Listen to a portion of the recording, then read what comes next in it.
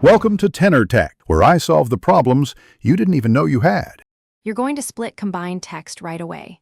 First, select the column that holds the concatenated values and copy it to a safe sheet so you can undo mistakes. Once done, inspect a few cells to identify the delimiter, a comma, space, slash, or consistent fixed width.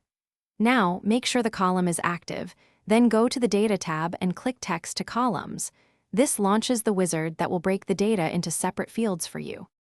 Once the wizard opens, you must decide how Excel should split the text. If characters like commas or spaces separate parts, choose delimited. If parts occupy set positions, choose fixed width. Then check the delimiter boxes that match your data and watch the preview to confirm columns line up.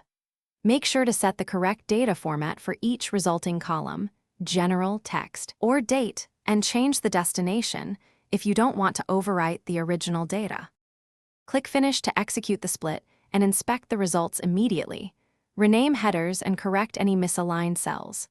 If your concatenated data were produced by formulas and you want static text, select the new columns, copy and choose Paste Special Values to remove formula dependency. If text to columns doesn't give clean results because delimiters are inconsistent, try flash fill on a few samples or create left, mid, right formulas.